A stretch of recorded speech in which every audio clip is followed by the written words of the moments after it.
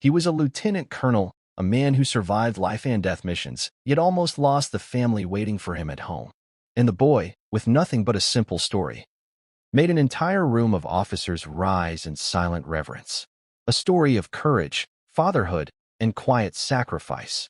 But what happened that made a full-bird colonel walk in and salute the boy first? Welcome to TNM Incredible Story. Let's uncover what really happened. The small window in Jack's bedroom opened, letting the morning light gently filter in. Spring was gradually coming to an end, and the warmth of summer began to spread through the air. But inside the modest house, the atmosphere was thick with memories of Michael, Jack's father. Jack, a 6-year-old boy, stood by the window, his bright eyes following the gentle breeze outside. He remembered the days when his father was still here, before the airplanes and dangerous missions whisked him away into a world that only soldiers truly understand. "Jack, are you standing there looking out again?" came the voice of his mother, Emily, from the kitchen. "Come on, breakfast ready. We can't let the whole day go by like this." Jack didn't respond right away, his eyes still on the photo of his father on the wall. Michael Reeves in his military uniform, smiling with a bright, yet resilient, smile. He had once been a skilled pilot, renowned for his heroic deeds. Every time Jack looked at that photo, he felt an immense pride, even though his father was no longer here. Emily walked over, crouched down, and gently patted him. "I know you miss your father, but today is an important day. We need to eat and get ready for school, all right?" Jack nodded but didn't take his eyes off his father's photo. He reassured himself that this time would be the last time his father would go on a mission. He believed that one day, his father would come back, if not in person, then at least in his memories, in the things his mother and he held on to. Breakfast passed quietly. The two of them didn't speak much, only exchanging casual, everyday questions and gentle encouragement. Jack ate silently, occasionally glancing up at his father's desk, where his pilot's hat and old military badge still lay. There hadn't been a day that went by when Jack didn't think about his father. Every morning when Jack woke up, he hoped today would be the day his father would call, saying he'd be home by the weekend. But there were no calls, and his mother never spoke of the promise his father had made before leaving. "Do you remember what your father said?" Emily asked as Jack stood by the window again, holding his father's military badge close. Jack nodded. "He said he would come back in May, Mom. He promised. And I believe he will come back." Emily closed her eyes for a moment, feeling the strength in her young son. She knew that, even though she didn't speak of it, Jack still held on to something, a promise she herself no longer dared to believe in. All these years, she had held on to that belief, but each year, as spring arrived, the memories of Michael grew more painful. In May, after lighting a small candle in front of Michael's picture, Emily stood up and said to Jack, "Let's go to the airport, just like we promised, okay? Your dad is coming back, and we'll welcome him properly." Jack didn't answer, but he looked up at his mother's eyes and nodded. Even though his mother tried to hide her emotions, Jack could feel the sadness in her heart. But the boy couldn't break his belief. At Houston International Airport, nothing seemed out of the ordinary that day. Crowds of passengers rushed by. Airplanes took off and landed in a constant stream. But amidst the crowd, there stood a young boy, quietly waiting at Gate 6, holding a worn photo frame of his father tightly against his chest. "Are you waiting for someone?" A security officer, Officer Willis, walked over and asked. "My dad. He's coming back today," Jack answered confidently. Officer Willis looked at the boy with a puzzled expression. "Has it been a long wait?" "I don't know," Jack replied. "Mom said he would be back in May, and today is the day." "Really? Which flight is your dad on?" Willis continued, his tone skeptical. Jack pulled an old letter from his jacket pocket, faded with time. It was a handwritten letter from Michael, addressed to Jack before he left. "I'll be back in May. Be sure to salute me properly." Willis took the letter, studied it for a moment, then shook his head. "Your dad must have been an important man." Jack stood there, his eyes not leaving the distant planes parked on the tarmac. He knew his father would return, and today, everything would change. The airport was bustling, and the air was thick with anticipation as Jack and Emily made their way through the terminal.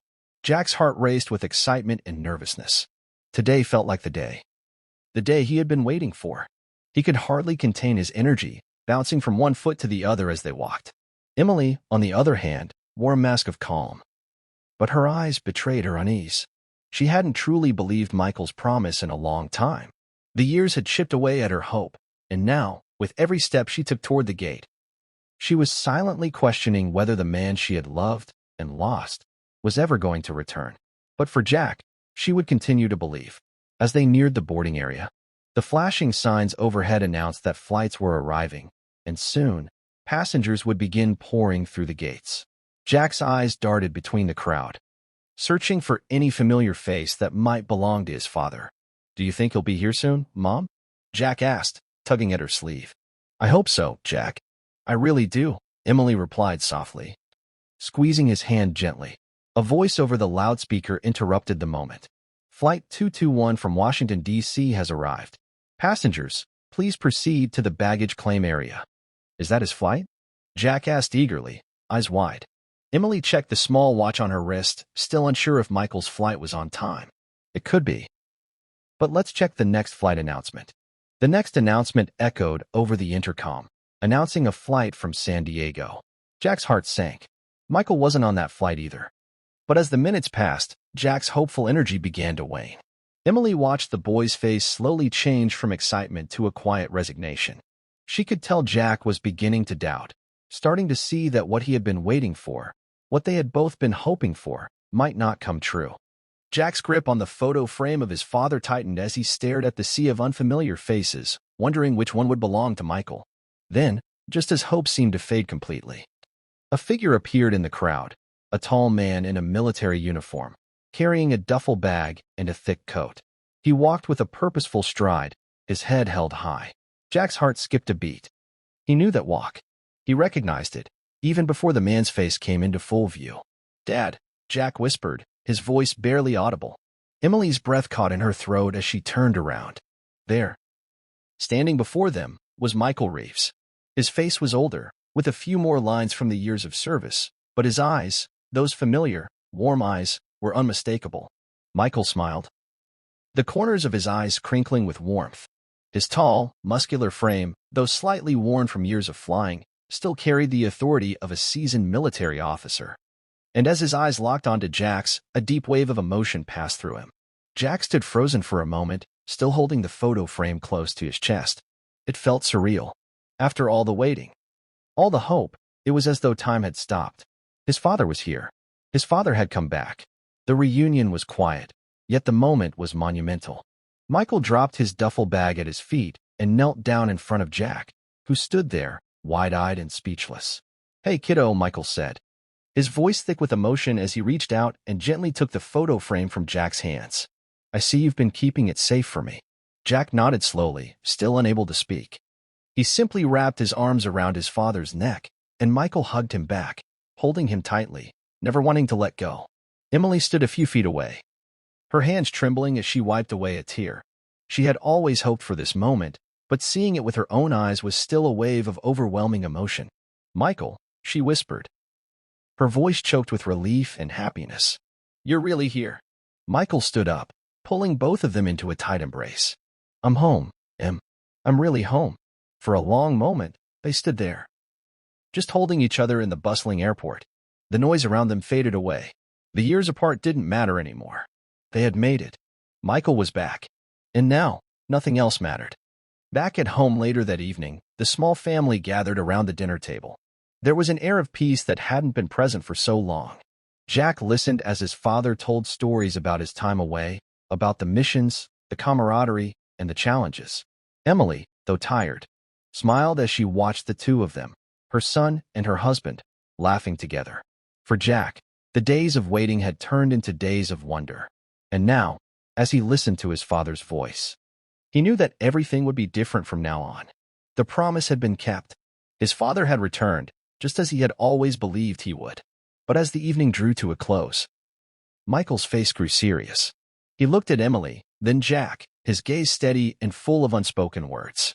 "There's something I need to tell you both," he began, his voice low but firm. "I'm home now. But there's still much more to do. The mission might be over, but my duty isn't." Emily's face fell, her smile faltering slightly. Jack's heart raced with concern. What was he saying? Michael placed a hand on Jack's shoulder and gave him a reassuring smile. "I'm not leaving again, Jack. But there are things I need to finish. Things I've promised to do for all of us. For the country." Emily nodded slowly, understanding the weight of the words. But Jack just looked up at his father, his eyes full of pride. I understand, Dad, Jack said softly. I know you're doing what's right.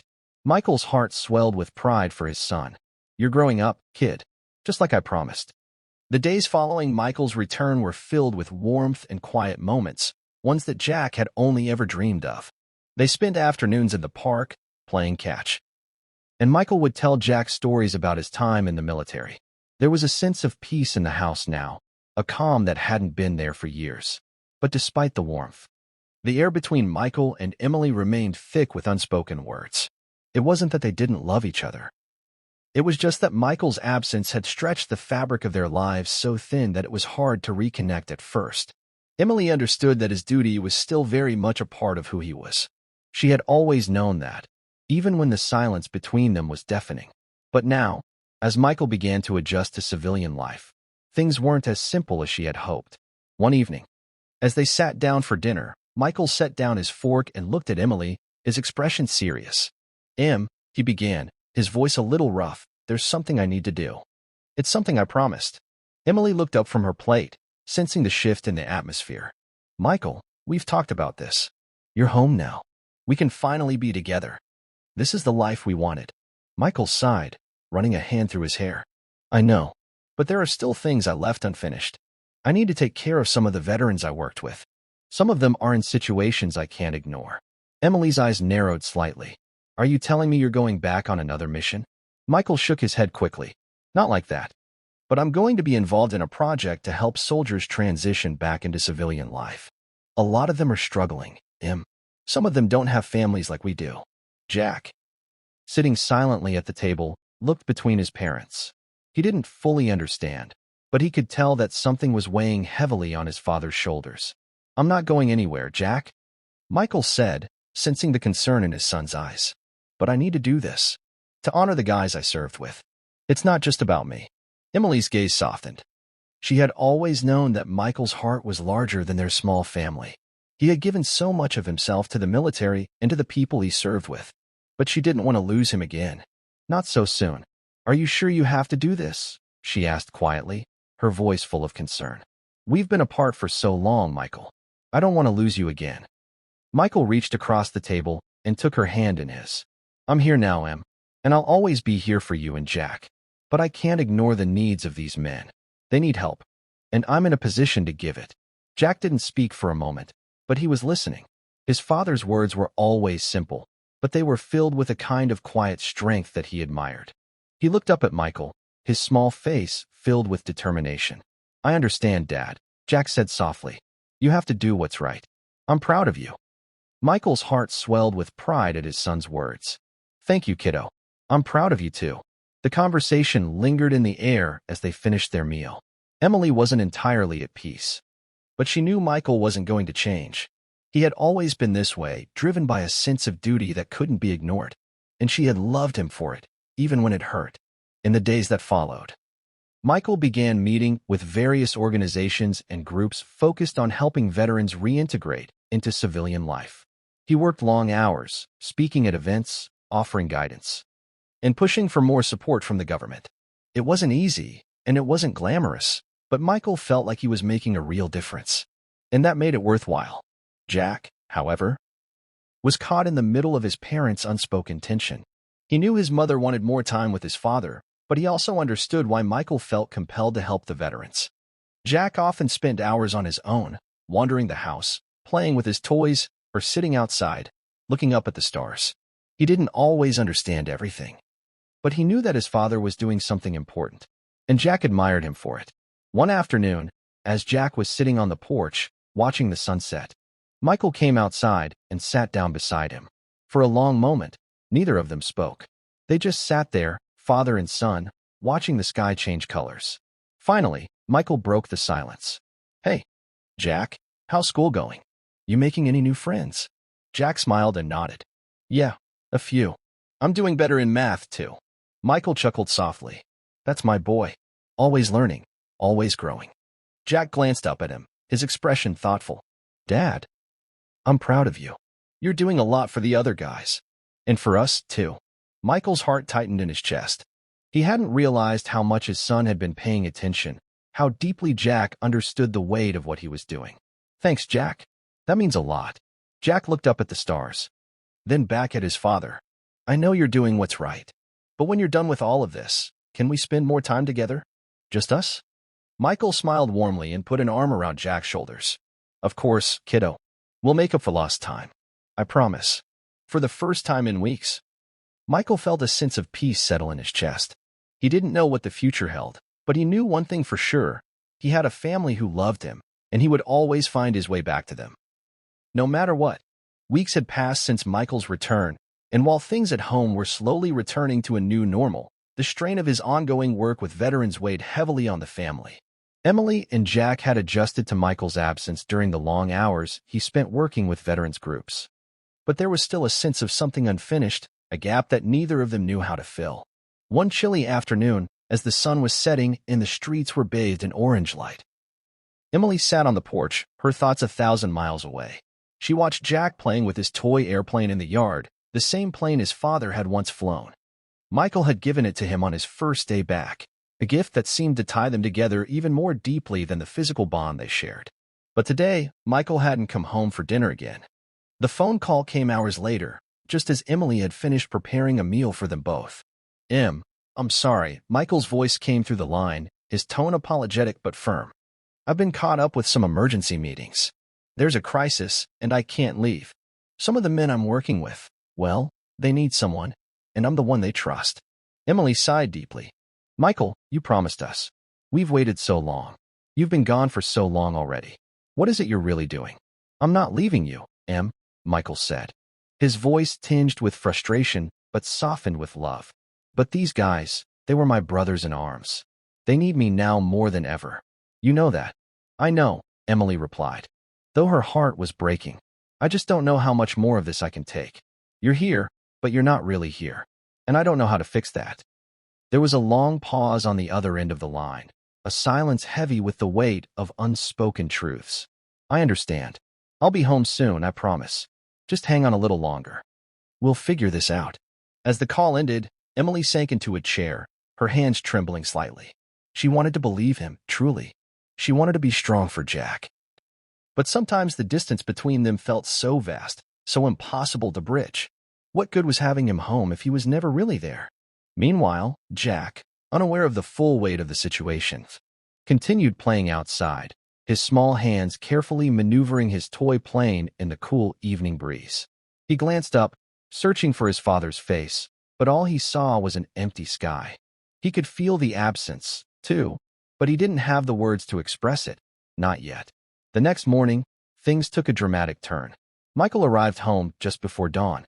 His military uniform slightly disheveled, his face etched with exhaustion. He had clearly been awake for hours, dealing with a crisis he couldn't explain. Dad, Jack exclaimed as he ran toward him. Michael crouched down to meet him, offering a tired but genuine smile. Hey, buddy, Michael said, ruffling Jack's hair. How's my favorite pilot? Jack grinned, holding up his toy airplane. I'm flying just like you, Dad. Michael chuckled softly, but there was a sadness in his eyes. I'm proud of you, Jack. You're a real ace. For a moment, everything felt normal. But then Michael stood up and looked over at Emily, who was standing just inside the doorway, watching them with a mixture of hope and apprehension. Emily, Michael began. His voice quiet and serious, we need to talk. Emily nodded slowly, taking a deep breath. I think we do. The three of them sat down in the living room, the tension palpable. Jack, sensing that something important was about to happen, sat quietly between them, his small hands clenched in his lap. I know I've been gone a lot, Michael started, his eyes never leaving Emily's. And I know that my work with the veterans has taken a toll on all of us. But I want you to understand, I'm doing this because I can make a difference. These men, they need me. I promised them that I'd be there for them. They're like family, Em. Emily looked down, her voice shaky as she responded. But what about us, Michael? What about this family? What about Jack? Michael's heart clenched. He reached over and took Emily's hand, his fingers gently squeezing hers. I haven't forgotten you, Em. And I haven't forgotten Jack. But this work, this mission, this is part of who I am. And I need you to understand that. I'm doing it for us. For Jack. For everyone who served beside me. Jack looked up at his father. his small face filled with concern. "Dad, are you going away again?" Michael's throat tightened at the question. He hadn't wanted to burden Jack with this, not yet. But the truth was, there were moments when Michael felt like he was being torn in two, his love for his family, and his deep sense of duty to the men he had served with. "No, Jack," Michael said softly, pulling his son into his arms. "I'm not going anywhere. I'll always be here. But sometimes, I need to help people in a different way." Emily watched them, her heart heavy. She knew this would be a long road, a road that would take patience and understanding, not just from Michael, but from herself and Jack too. "We'll figure it out," Emily said quietly, her voice full of resolve. "We'll make it work, Michael. For all of us." Michael nodded, a sense of determination settling in his chest. "I'm going to work harder to make sure I'm here more. I don't want to lose what we have." Jack looked up at his father, his eyes full of admiration. "I'm proud of you, Dad," he said again, his voice small but strong. Michael smiled, his heart swelling with pride. He knew the road ahead wouldn't be easy, but with his family by his side, he felt like he could face anything. The days that followed were a mix of challenges and triumphs. Michael spent more time at home, balancing his work with his family life. The Veterans Organization continued to thrive, but Michael made it a priority to be present, to be there, even when his duties called him away. And Emily, though weary at times, found solace in the quiet moments they shared, even when the world outside demanded their attention. Jack, too, began to understand the delicate balance of duty and love. He saw his father not just as the hero in his eyes, but as a man who gave his all for others, even when it meant making hard choices. And as the weeks passed, Jack began to take pride in the work his father was doing, just as he had always taken pride in the man who was his father. As the weeks passed, Michael's dedication to his mission with the veterans became a defining part of the family's life. Every morning, he left early, and every evening, he returned late. His work with the veterans was demanding, but it was also rewarding, giving him a sense of purpose he hadn't felt in years. Still, the toll it was taking on his family was becoming undeniable. Emily could feel the distance growing between them. Michael's heart was in his work, but his physical presence was often elsewhere, and the connection they had once shared felt fragile, like a thread waiting to snap. It wasn't that she didn't understand his need to help others, it was just that she didn't know how much longer she could hold everything together on her own. She was proud of him, yes, but she also needed him, needed his unwavering support just as much as the men he was helping. It was a Wednesday when the breaking point came. Michael had been up all night attending to a crisis involving a veteran who had gone off the grid, leaving his family in a state of panic. The calls had come in one after another, and Michael had been there every step of the way, even when his exhaustion was palpable.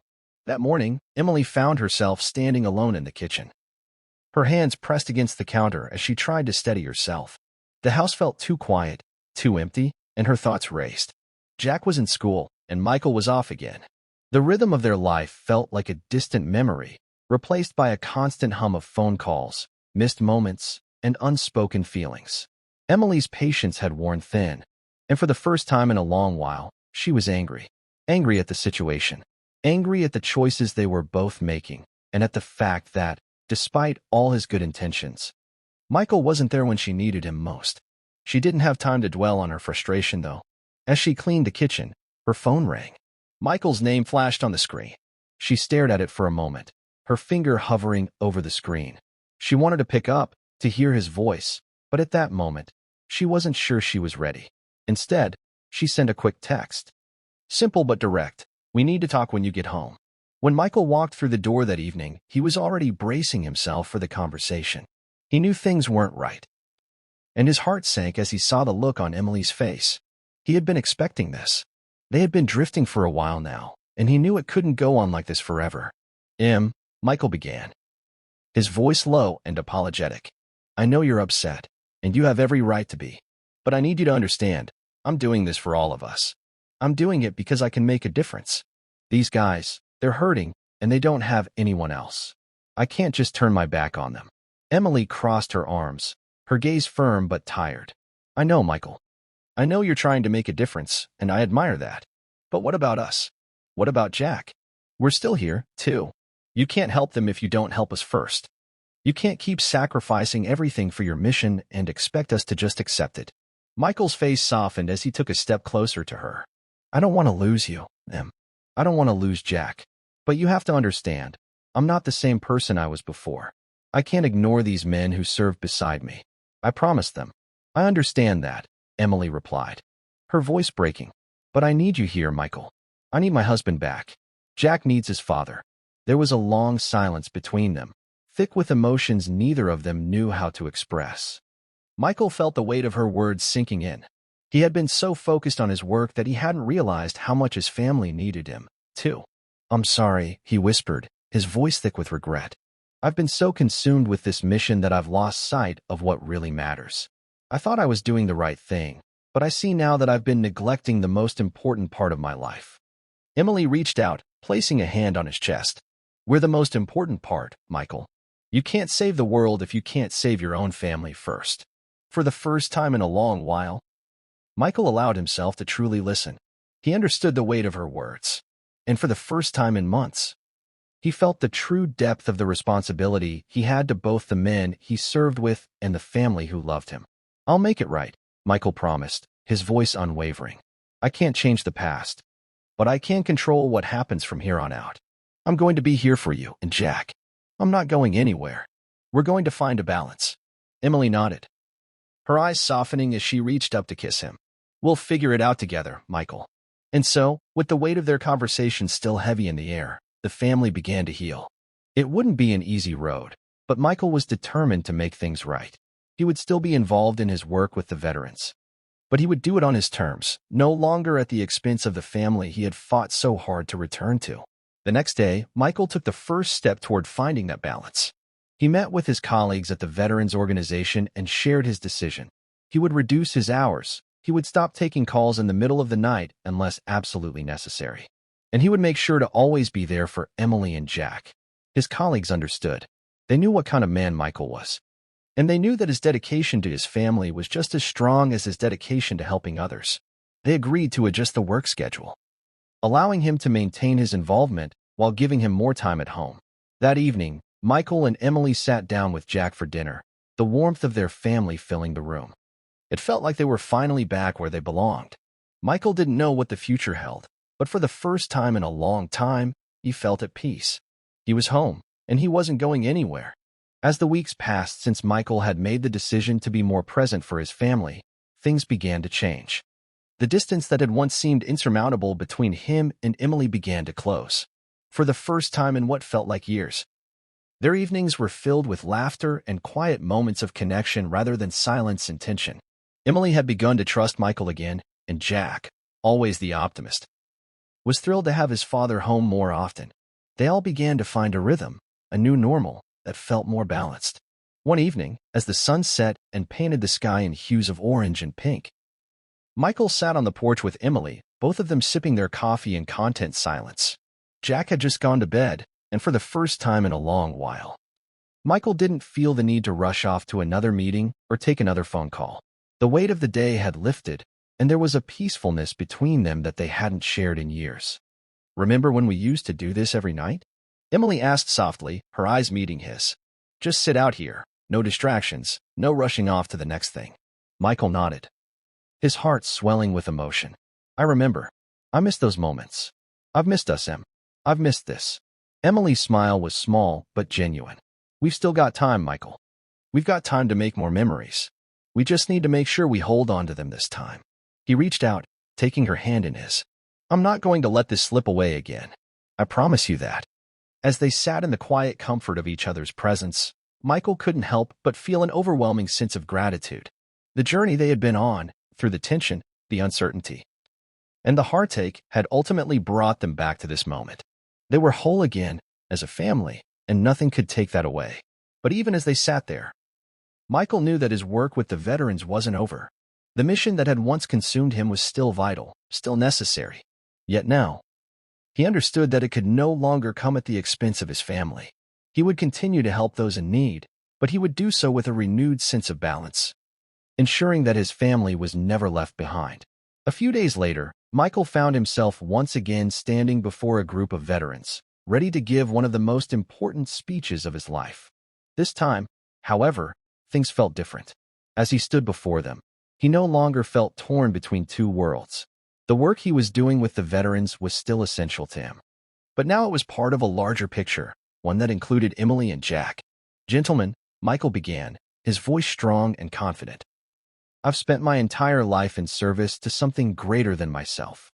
I've given everything for the mission, for the men and women who fought beside me. But as I stand here today, I realize that there's one mission I had almost forgotten, the mission to be a husband, a father, and a family man." The room was quiet as Michael continued, his words striking a chord with everyone present. "We all have our battles," he said. "Some are fought on the battlefield, others are fought in our hearts, at home, with the people we love. But the one thing I've learned through all of this is that no matter how important the mission is, no matter how many people we help, we can't forget the people who are there for us when the mission is over. We can't forget our families."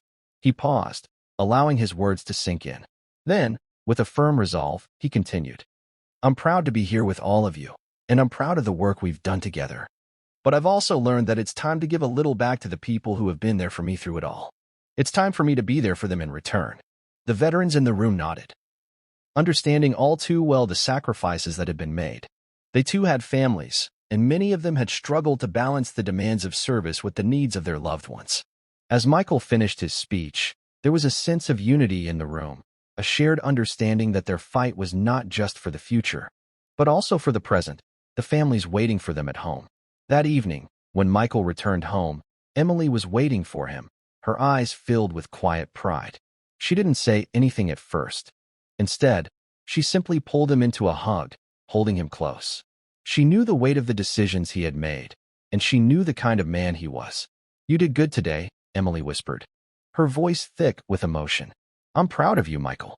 Michael closed his eyes, holding her tightly. "I'm proud of us, Em. Proud of this family. And I'm not going to lose it again."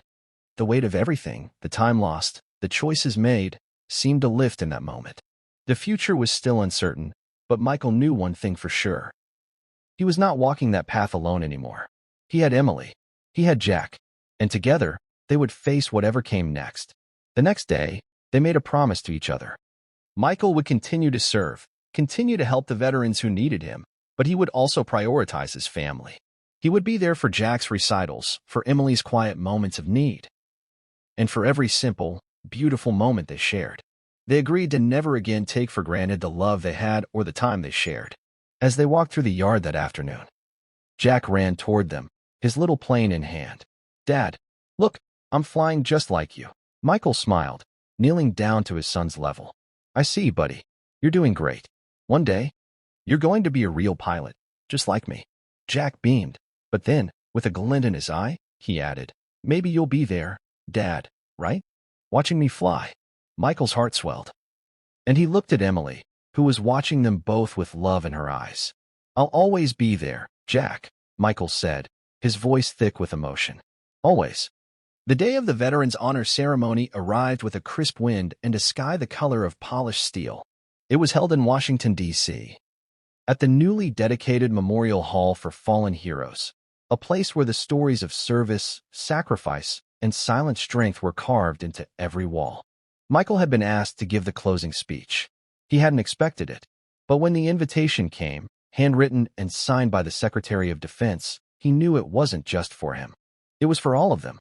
He didn't wear full uniform, just the metal-laden navy blazer he hadn't taken out of the closet in years.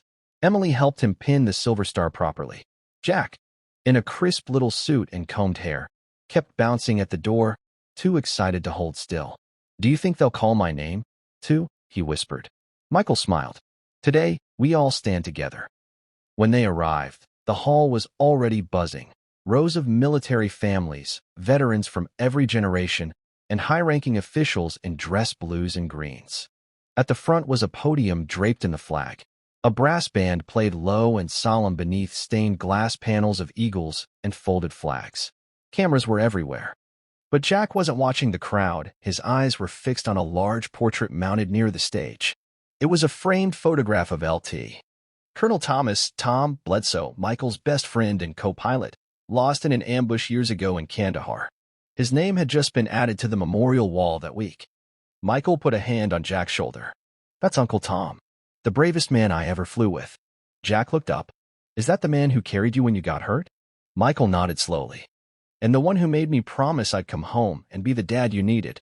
Jack didn't say anything. He simply stood a little straighter. As the ceremony unfolded, names were called. Medals were presented to families who had lost everything.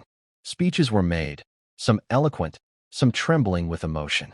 And finally, the host stepped up and said, "We now invite retired Air Force Lieutenant Colonel Michael Bledsoe Turner to deliver today's final address."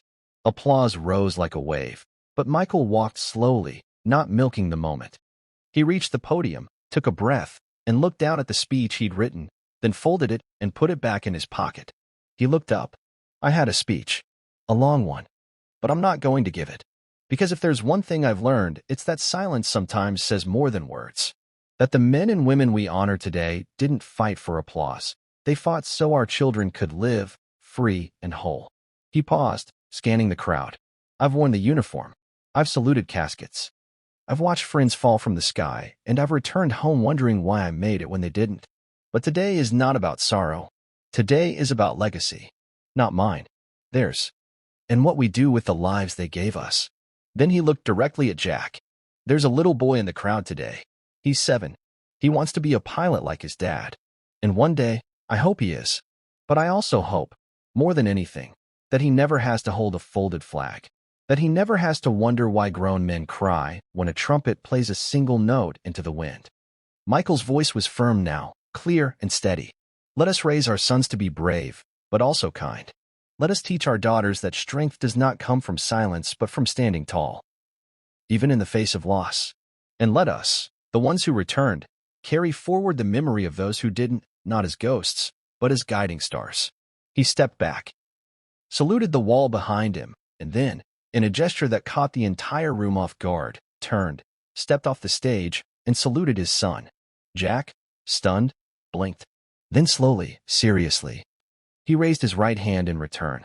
His salute, though imperfect, was full of pride.